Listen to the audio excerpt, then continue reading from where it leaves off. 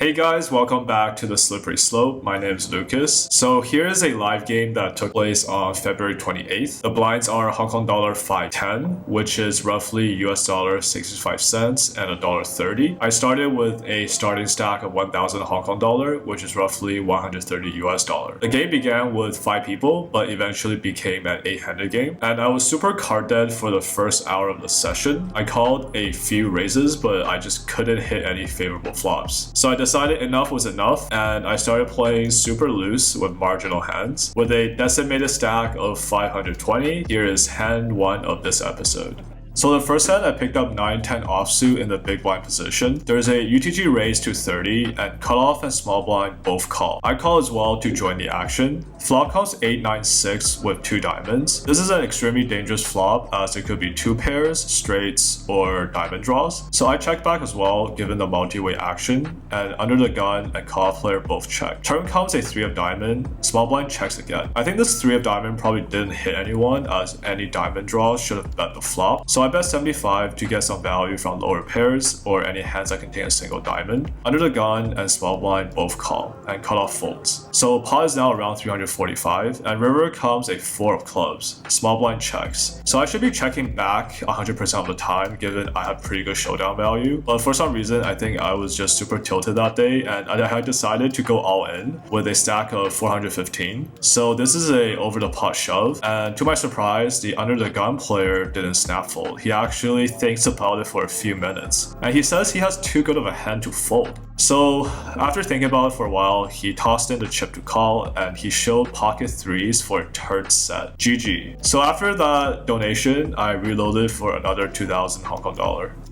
To make me feel a bit better, the poker gods decided to give me ace king of spades in the cutoff position. There's a under the gun limp for $10 and +1 raises to 70. So I 3-bet to 215 and it folds back to the +1 player who decides to call. Flop comes 4-7-9 with 2 spades. A really good flop as I have 2 overcards as well as the nut flush draw. +1 checks and I c-bet for around half pot. He tanks for a while and thinks about it, but ultimately decided to fold.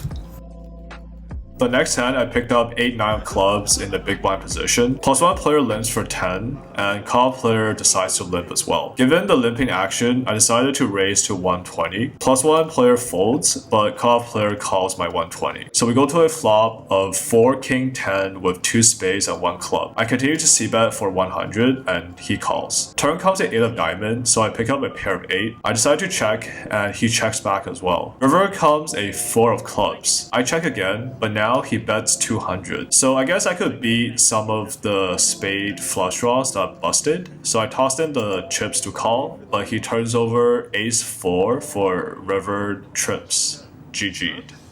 A few overs later, I pick up king 9 offsuit on the big blind position. There's a +2 limp for 10, and call player also limps for $10. Small blind decides to call. So by now, you guys probably know that I really hate limpers. So I re-raise to 100, but to my surprise, the +2 player re-raises again to 200. Cutoff and small blind both get out of the way. So I think the +2 limp raise from early position indicates that he probably has a really good hand, but I only need to put in 100 more to make a call, so I decided to call and see if I can flop something good. Flop comes 8-10-6 with 2 spades. This board is pretty good for me, as I still have a gut shot straight draw as well as draw to a backdoor flush, and I'm prepared to call any reasonably sized bets. But the +2 player bets 400, which is basically the pot size, and this was a bit too expensive for me, so I decided to fold. But I wanted to see the turn river, which came a 9 of spade and jack of diamond. He showed his pocket aces.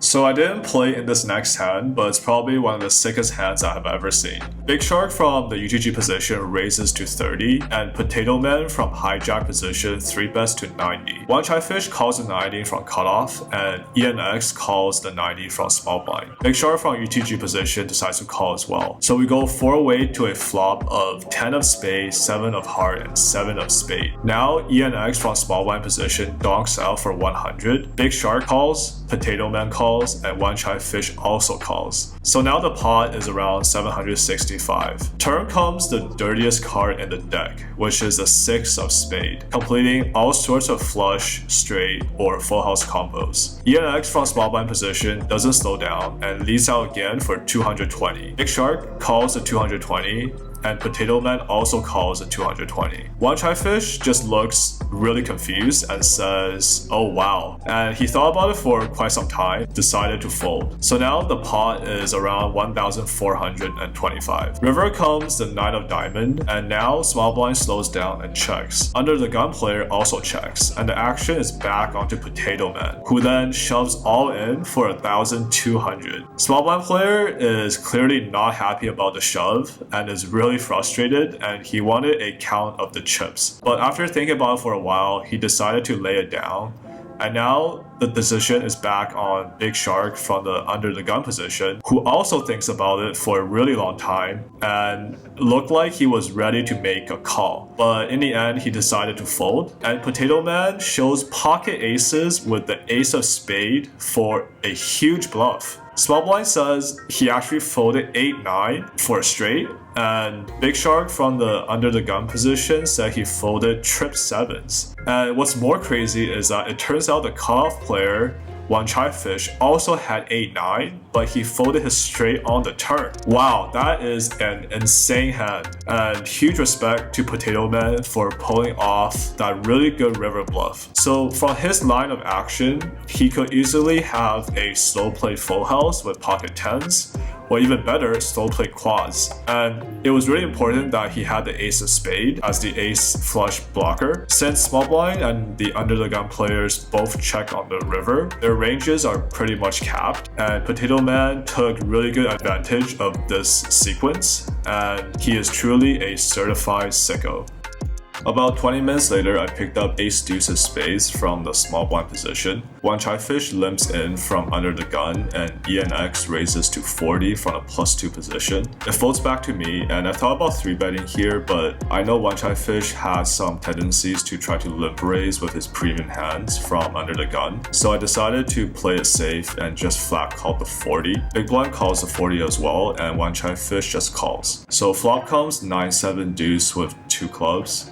I check, and big blind and under the gun player both check as well. ENX c-bets for 75. Since I have bottom pair with the ace, I decided to call the 75, and one chai fish calls as well. Turn comes a pretty good card, the ace of heart, giving me 2 pair. I check again, and one chai fish checks as well. ENX continues for 125. So in this spot, given there are 2 clubs and 2 hearts on the board, in addition to straight draw possibilities, it's better to raise here and charge for those draws. The ace could also have hit ENX's range, so with that said, I decided to raise to a bigger size of 400. One chai fish gets out of the way, and ENX tanks for a while, but ultimately decided to lay it down.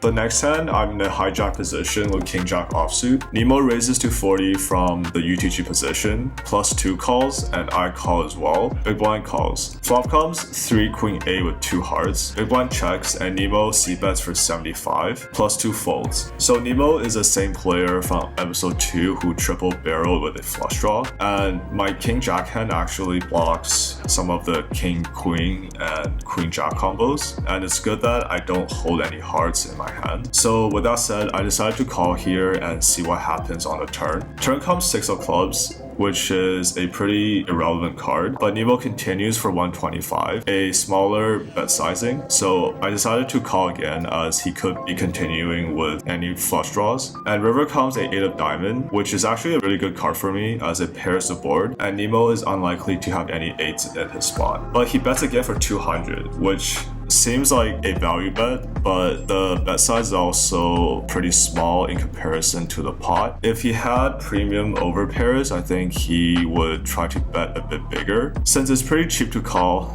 I decided to just toss in my 200 to see if I can catch his bluff. But he flips over ace queen and took me to value town.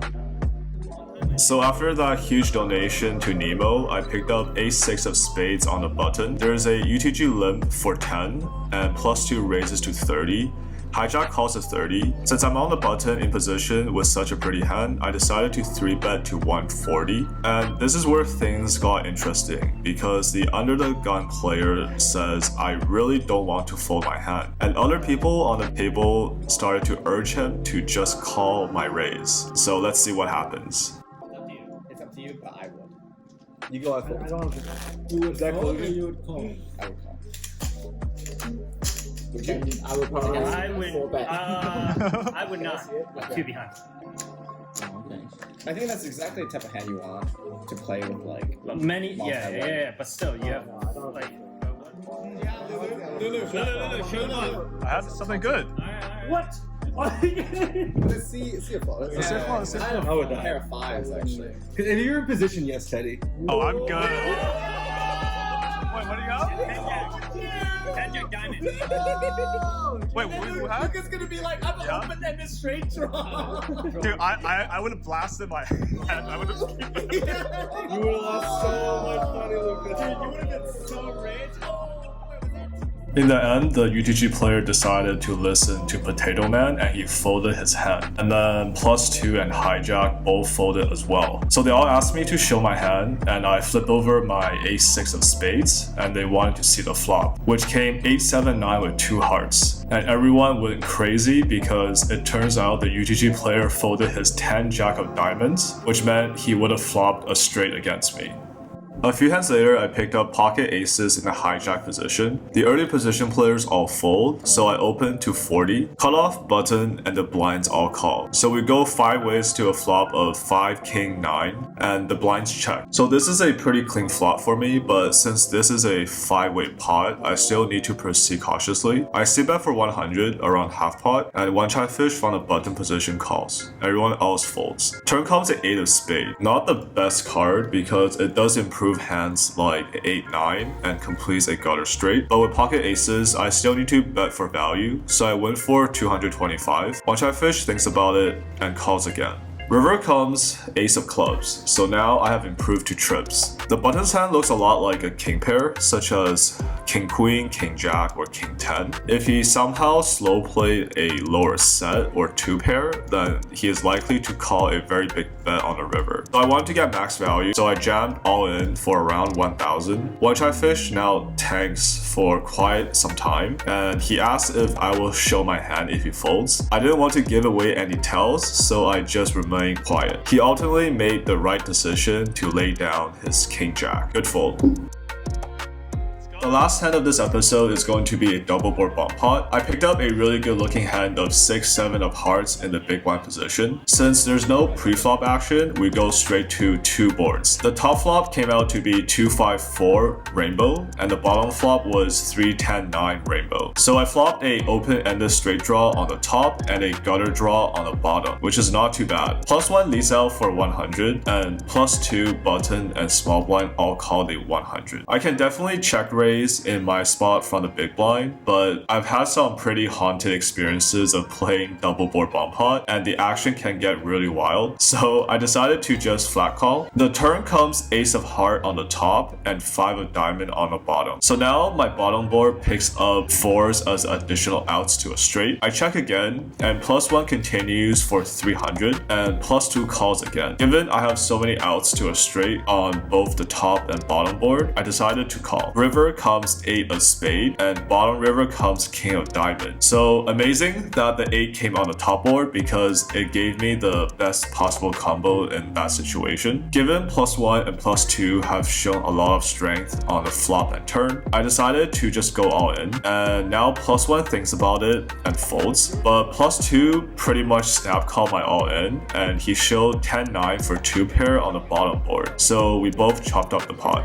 In the end, I ended the session with 2,910, so overall down 90 Hong Kong dollar. Unfortunately, the losses continue to rack up since episode 2, so hopefully I can turn a profit for episode 5. Hope you guys enjoyed this live game filled with tons of action. As always, thank you so much for supporting this channel. If you haven't yet, please remember to like the video and subscribe to the channel. That's it for today. Peace out.